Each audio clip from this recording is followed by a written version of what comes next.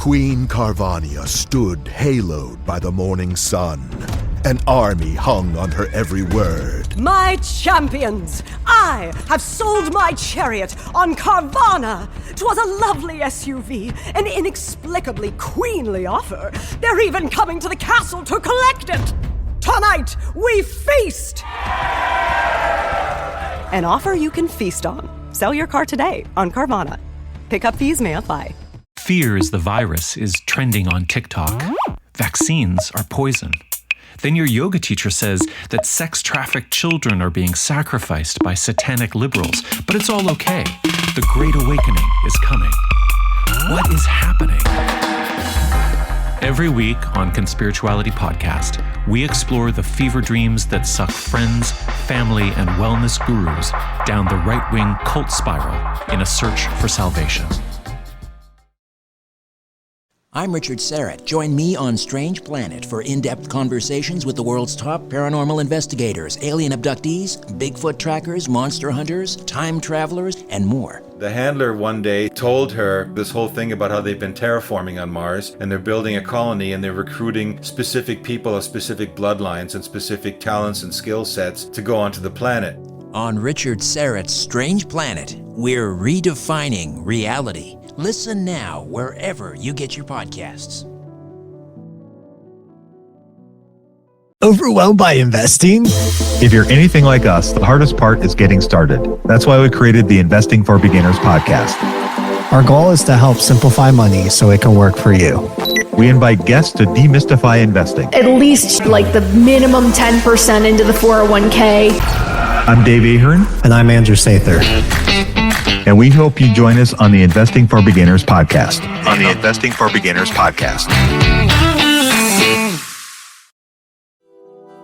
My assignment: uncover why the association inspires more conspiracy theories in volume and salience than any other U.S. sport. You've heard of the Illuminati. The truth is out there, but so are lies. Your eyes can deceive you. Don't trust them. The NBA has always been controlled by about 8 people. Denial is the most predictable of all human responses. If you're only using 10% of your brain, you don't even know that you're using 10% of your brain. The NBA Illuminati. If coincidences are just coincidences, why do they feel so contrived? The Illuminati. But you start to follow the money, and you don't know where the f*** it's going to take you. It is unspoken. They have influence among other players. The NBA Illuminati. I don't have time for your convenient ignorance. Maybe I'm a conspiracist now as well. That's all it took. Oh, we got books, we got schools. You saw a video on YouTube. Why am my eyes, sir? You've never used them before. We are the basketball Illuminati.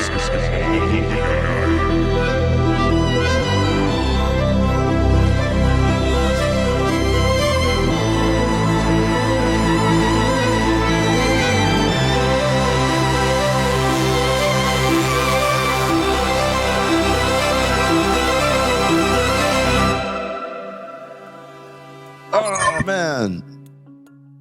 Well, yep. We told you. I tried to tell y'all. I tried to tell y'all.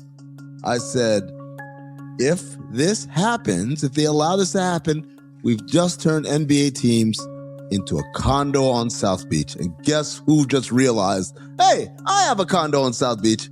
It's Mark Lowry.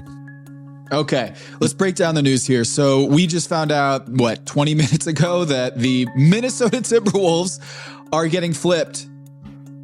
That the Marc Lore and Alex Rodriguez ownership group that bought the team agreed to purchase the team in 2021 for $1.5 billion from Glenn Taylor. You might remember that name, the guy who is involved in the last cap circumvention scandal regarding Joe Smith. Glenn Taylor agreed to sell the Minnesota Timberwolves back in 2021 to an ownership group led by Marc Lore and Alex Rodriguez. And then they had some battle in the courts, arbitration, and it didn't go through until last year. And so the $1.5 billion valuation is a result of the 2021 price. And as soon as they get this new franchise with LaMelo Ball, 2 Western Conference finals, Anthony Edwards, maybe the biggest American star we have in basketball. Mark Lori's like, I'm out. And in comes Marc Stad.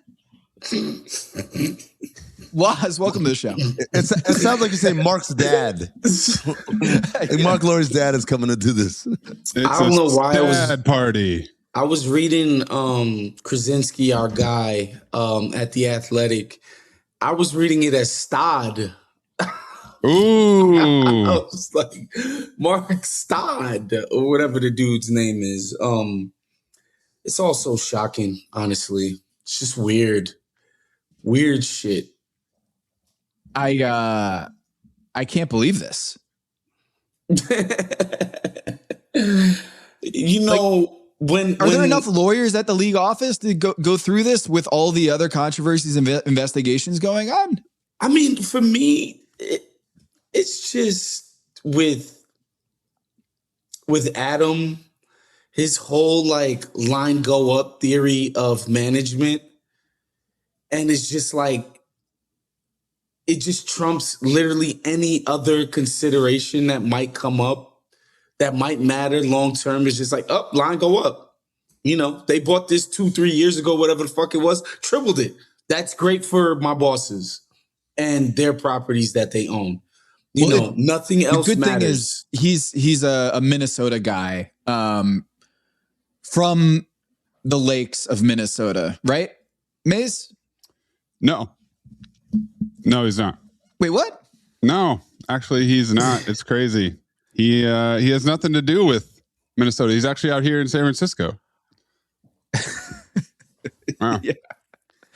Uh-oh. And I mean, I'm not so sure the owners need to be local guys to be good owners. I think once you own something, if you have even an ounce of competitive nature within yourself, you're going to root for your team to do well. No, you know what I mean? That's an old thought. That's all they want is line goes up, graph goes up, and I turn a profit of $2.5 billion. Teams weren't going for $2.5 billion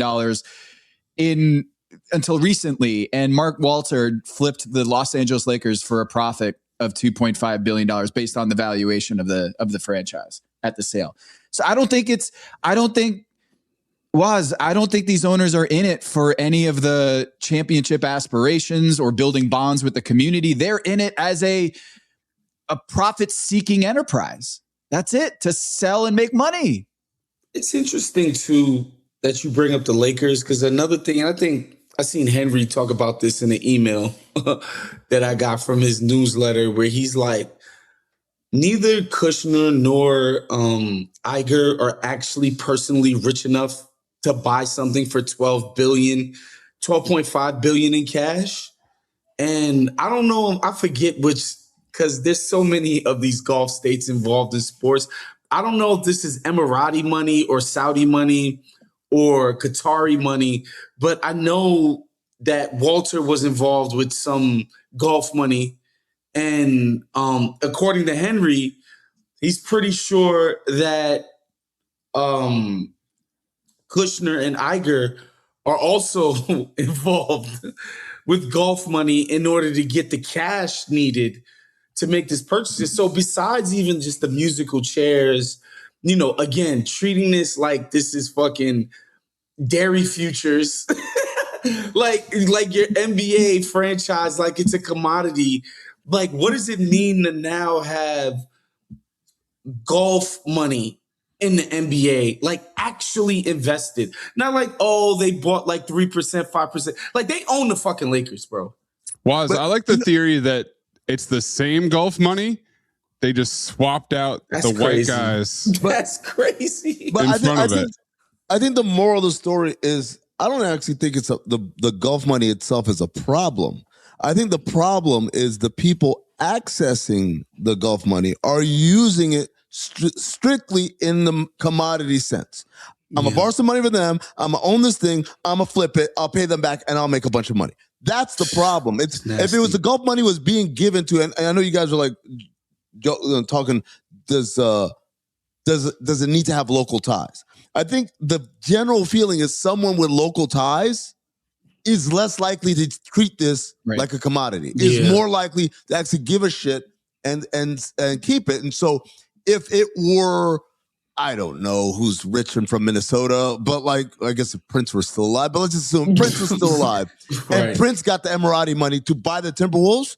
I know he's not doing that because it's like, oh, I could make some money. He's doing it because he's a Timberwolves fan, because he wants to keep the team successful and active in his local hometown. And that's the big issue. The big issue isn't where's the money coming from. It's who is accessing the money in order to do what with it. Couple thoughts here. Neil Patrick Harris in the movie is going to play this new guy. Yeah.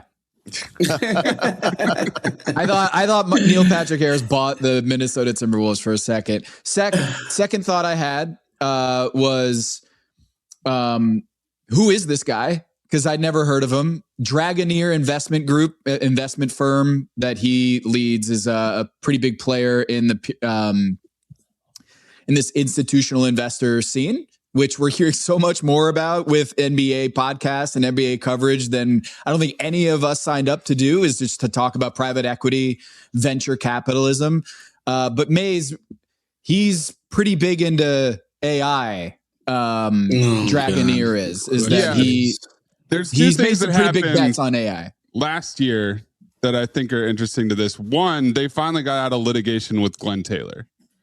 So after buying the team in 2021 for $1.5 billion, they were in litigation for multiple years. Like, it ruined that first really exciting playoff run was when he locked them out of the suite. They were in that litigation because Mark Lore and Alex Rodriguez didn't have the money to buy the team. They were making in payments. Like, hey, would you like to buy this flat screen TV for $500 or in 4 installments? In fairness of to them, though, $125. That's how what's his name wanted it, though. Glenn Taylor wanted to kind of stretch out the sale process so he could kind of chill, especially because the team had finally gotten good right around the sale too, so he could kind of chill and enjoy it. And also, he agreed to sell it. It was like a ridiculously dumb number. Like, it was one of those, like, wait a second, teams are going for how much now?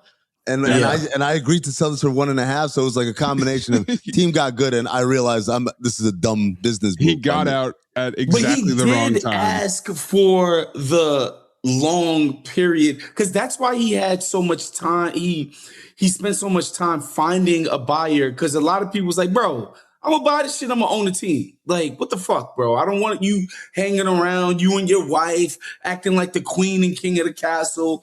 But A-Rod and his partner were just like, oh, it's fine. Like, we know this thing is going to be worth way more after we finally hold it. And then because of that protracted period, Glenn Taylor's like, wait a minute, man. What the fuck? This shit is worth way more than I agreed to. A lot more burgers you can get with that. But the other thing that happened in 2025 is, we're talking about NBA franchises, the valuations going up. Last August, on August 1st, it was announced that OpenAI secured more funding at a $300 billion valuation.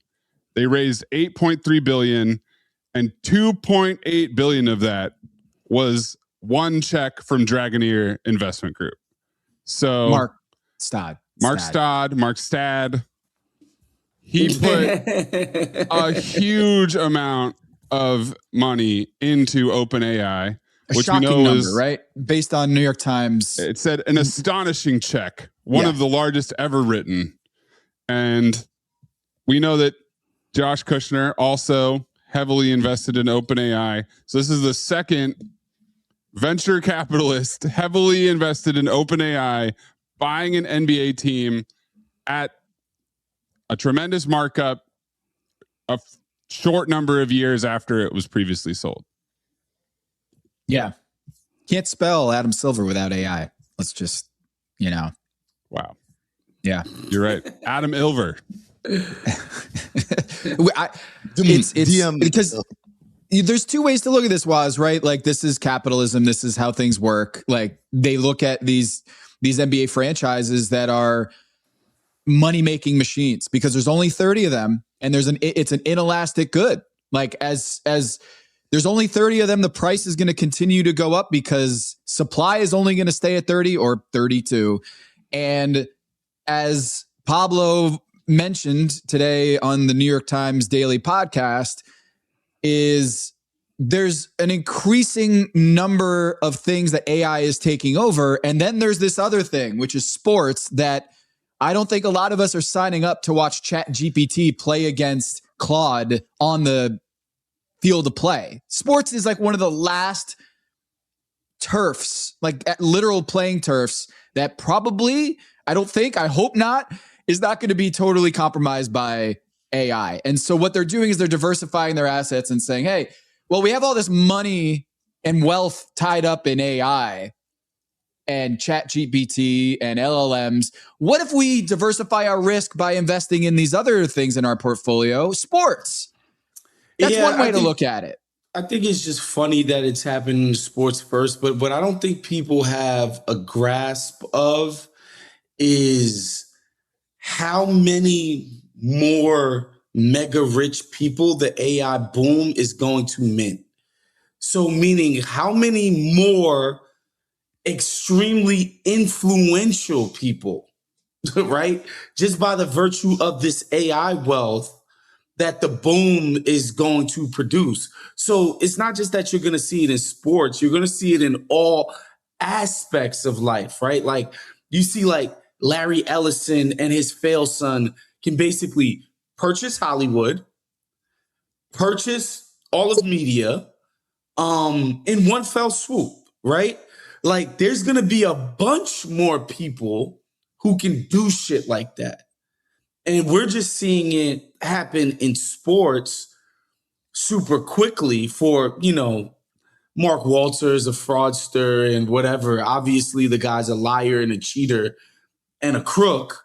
So he had to sell quick. So we're seeing it like in this extremely fast way. But I think this AI shit is going to make so many more people so much richer. And we know these fucking people from Mayes' backyard, bro, like they think they know everything about everything. So there's no limit to the sectors that they're going to inject themselves into and think that they can revolutionize and optimize and disrupt and all the other stupid shit these people like to say. So yeah, I don't think it's just the NBA. This is going to be a society-wide sort of thing. Like, I'm not one of these AI doomsayers. I'm not an AI skeptic, but I'm not one of these people that think AI is going to change the world like, indoor plumbing. But like, I do think a lot of people are going to be way more prominent and it's going to like really matter. Folks, let me tell you, especially when I was younger, banking sucked. Put this amount of money in to open an account, but we're going to take this amount of money every month. And you were 34 cents over. We're going to charge you $35 in overdraft charges, all this stuff. And you're just giving away money to a bank who was supposed to hold your money. Well, not with Chime. Chime is changing the way people bank. They offer the most rewarding fee-free banking. This is fee-free banking built for you, not like traditional old banks that charge you overdraft and monthly fees. They have thousands of fee-free ATMs. Imagine getting your own money out without having to pay. Incredible idea, right? You're not just switching banks. You're upgrading to America's #1 choice for banking with a Chime checking account. You get 5% cash back on Chime Card in a category of choice like gas or groceries. They also have Spot Me, which lets you overdraft up to $200 fee-free. Join the millions who are already banking fee-free today. Head to chime.com/basketball. That is chime.com/basketball. It only takes a few minutes to sign up. Chime is a fintech, not a bank. Banking services and Chime Card provided by Chime's bank partners. Qualifying direct deposits required. Terms and limits apply. Go to chime.com/disclosures for details. There's a question here in the chat from Stank-on23. Says, is this maybe like the Steve Bannon strategy, just flood the zone with NBA news /strategy, take the heat off Ballmer and Clippers? No, for a couple reasons. Number one, so in order to flood the zone, they're going to make teams sell. Like, think about that. It's the sale of a team. It's massive massive undertaking. That's not just something that you sprinkle out. Number two, what heat? The investigation isn't over. The report hasn't come out yet. There is no heat. There's a story that came out by ESPN that somehow they haven't found any evidence of funneling money, which again, I don't like to second guess people's reporting, but I would just say I find that highly unlikely given the stuff that I've seen. Well, first of all, I mean, they said they haven't found any evidence that Steve Ballmer personally didn't funnel money. They didn't say they didn't find evidence that the Clippers as an organization weren't responsible. That wording was very specific. They said Steve Ballmer.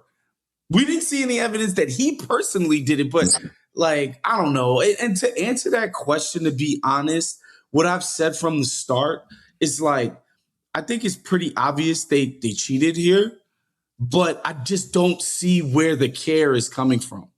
Like, the fans don't care, meaning of opposing teams who should be like, this is an unfair competitive advantage. They don't care. It doesn't feel like the fellow owners give a fuck. And I say that because remember when LeBron went to the fucking Heat and they made all these stupid rules about signing trade? Like, they got sprung into action immediately. Right. They're not doing anything. But they're not doing anything because there's a gag order, basically. You can't talk about this. In essence, as an investigation is going on. But they're not leaking either, though. I mean, they're not doing shit. I think from what I hear, from what I understand, I think the owners are torn on this one because they obviously, if you allow this type of behavior, that means we don't have a salary cap, which defeats the purpose of a salary cap. Is like, hey, I'm trying to not spend all my money, right?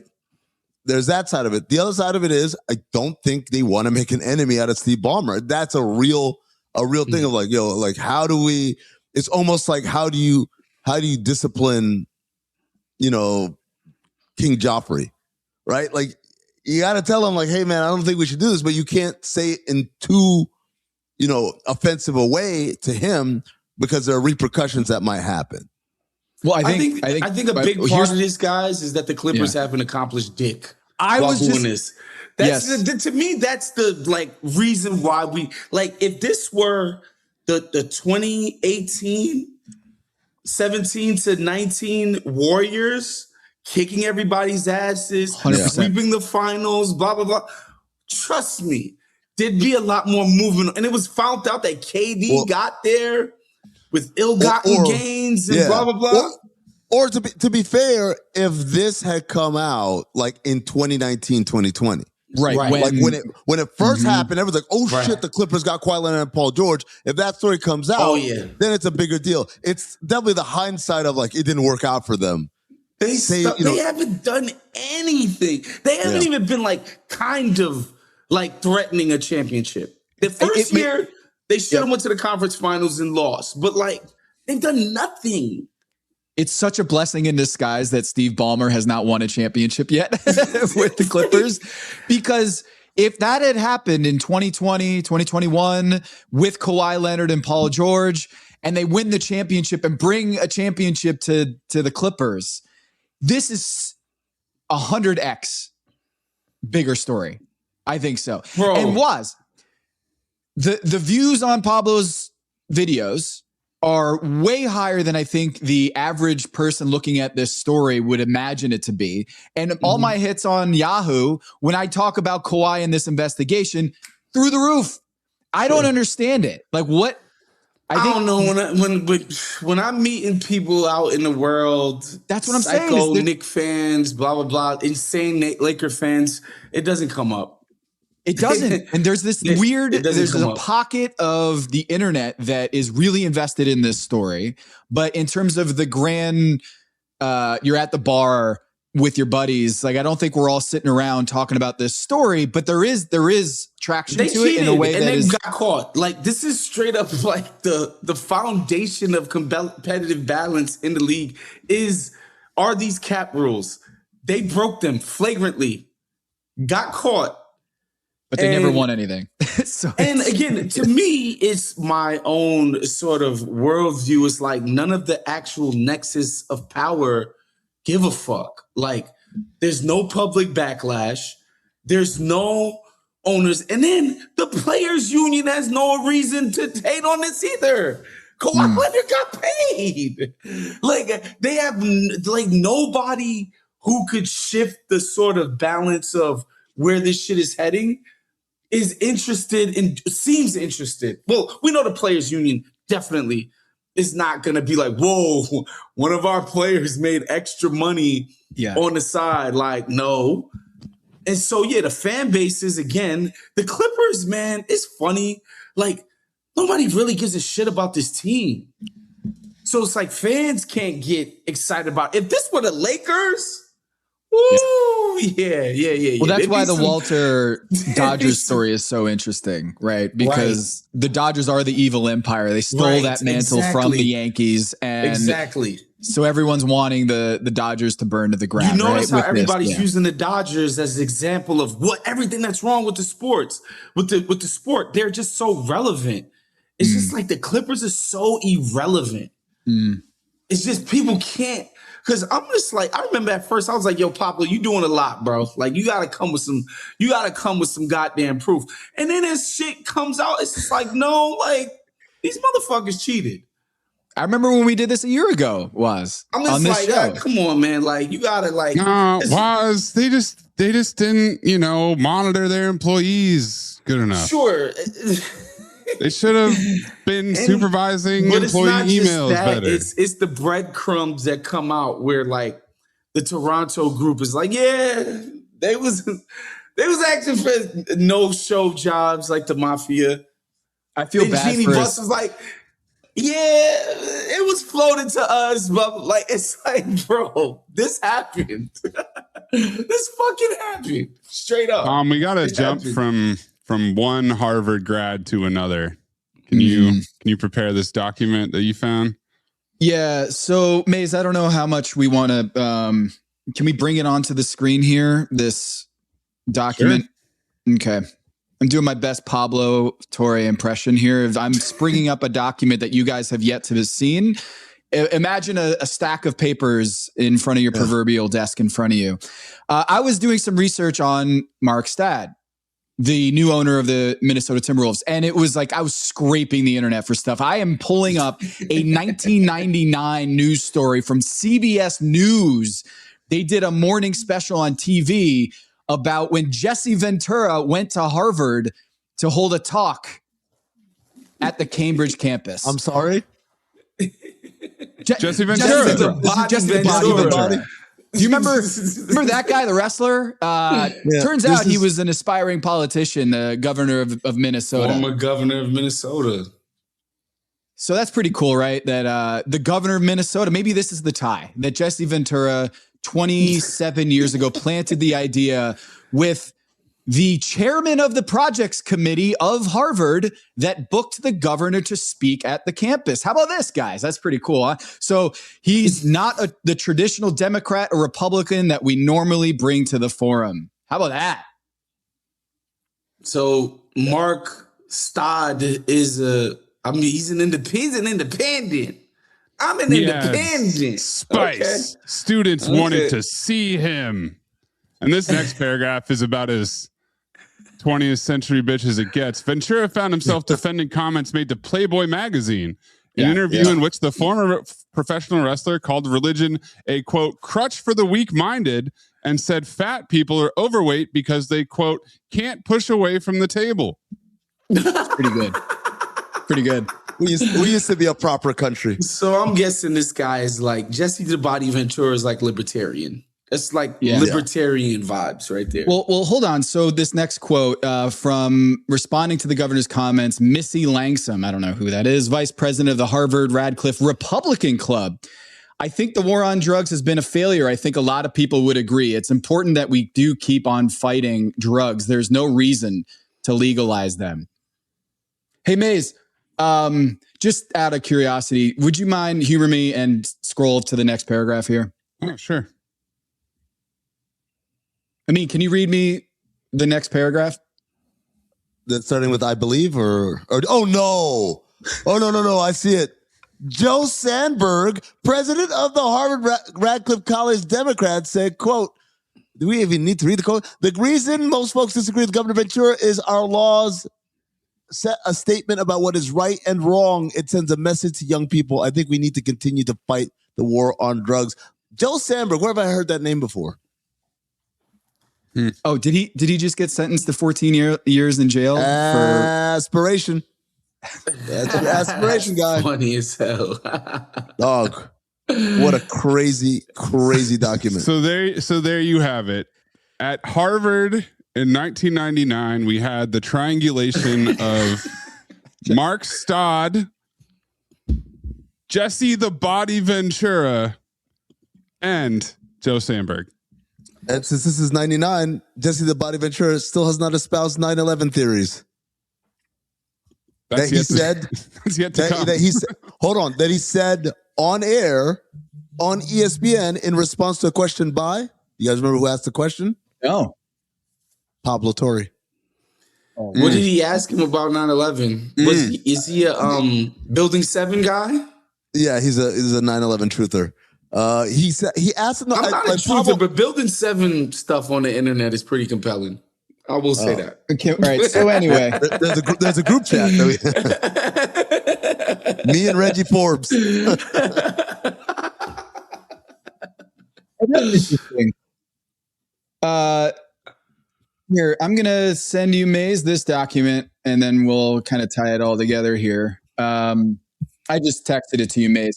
Yeah. So here we have Joe Sandberg, who's the future CEO and founder of Aspiration, that did the landmark deal with the Los Angeles Clippers and Steve Ballmer to be the largest sponsor of an NBA team, and is at the center of the Aspiration scandal with Kawhi Leonard. So he was the president of the Harvard College Democrats in October 7th of 1999. This document here, I want to kind of scroll down to, if you can do a Control F for Mark's. Oh, there he is, Marc Stad, 2001, president of the College Democrats.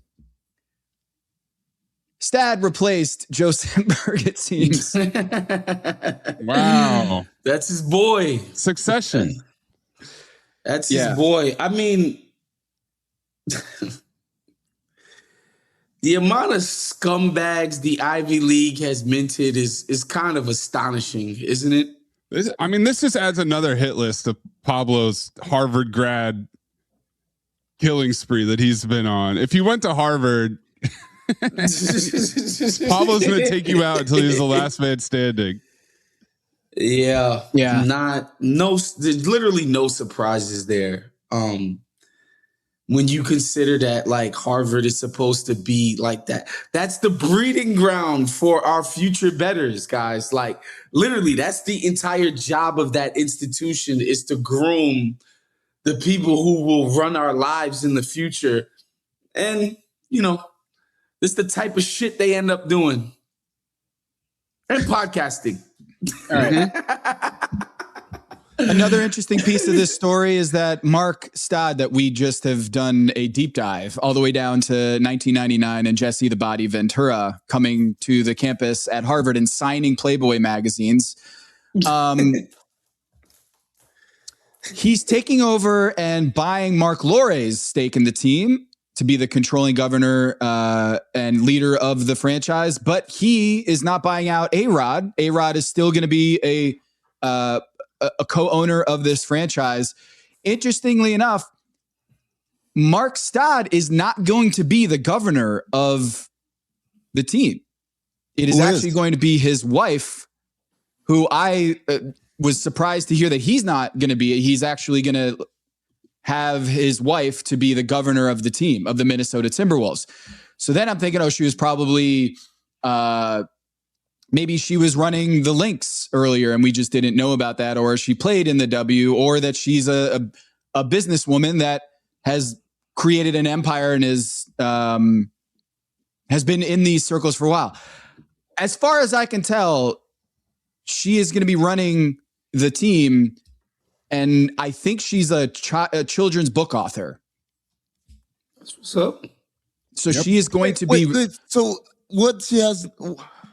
But this goes back to my point of the guy buying this clearly does not give a fuck about it other than a vehicle to make him more money. And not even make him more money as a business that operates, make him more money as an asset that he will sell later. Which is, Mark Lori is stepping back because he wants to focus on his IPO. And this guy is staying as the managing partner of his VC fund to babysit his $2.8 billion he put into OpenAI. So the only one who's interested is A-Rod, who is increasing his stake and staying boots on the ground. So it's A-Rod and Marc Stad running the Minnesota Timberwolves. That's the face of the Minnesota Timberwolves. Well, we've had 5 sales in the last, let's see. We had the Timberwolves, Boston, Lakers, Blazers, Boston, Lakers again, Minnesota Timberwolves, Hornets in 2023, Mavs in 2023, Bucks in 2023, and Suns in 2023.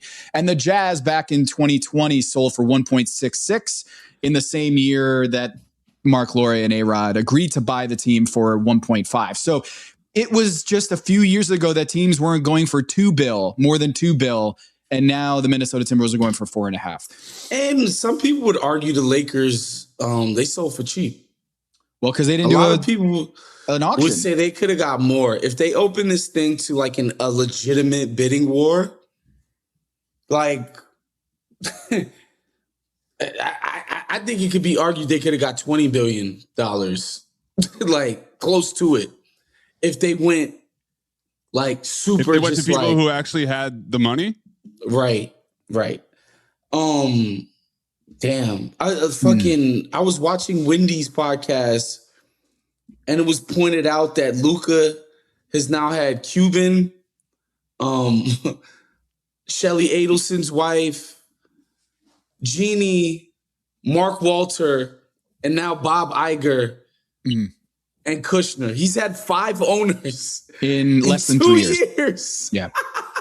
That's fucking crazy. Yeah. That is absolutely insane, dude. And if you look at the statements last year, Luka Doncic, when Mark Walter took over, Luka had this statement and he almost copied and pasted verbatim the statement that he just put out for Kushner and Iger. But the one key difference in the paragraph that's copied and pasted in his statement, how excited he is for the new owner, Luka Doncic, as a Laker, whose heads must be spinning there in Slovenia. The one word that was in the Walter statement that is no longer in the Bob Iger and Kushner statement is the word championships. He just said, in this one, I'm excited to build something special with Kushner and Iger. Before it was about championships, and now I think he realizes, Walker Kessler ain't going to cut it right now. Let's wrap on that. Wos, thank you for joining us, man. It's been too long. And keep your third eye open. By the way, I can't wait. Just so we can wrap this up. Way back in December, it was like my fiance had just moved here. We had just moved into our new place. And we went to this restaurant called Jelena in Venice. And we got the fucking bill. And it was face down. And there was a drawing of a third eye on it. And my girl looked at the bill first. And she had just got to LA moving. She was like, oh my God. We've already been invited to the secret Illuminati party. I swear to God. And I looked at it and I was like, wait a minute. That's our fucking logo. And the dude was a freaking huge basketball Illuminati fan. I forget his name. Salute. It was like 7 months ago. I'm sure he's going to watch this. But I'm actually going back there this weekend. So hopefully I see him again. That's first time since that time. Indeed. Yeah. Keep your third eye open, guys. Yeah. Keep your bellies full and your third eye open. Yeah. Facts.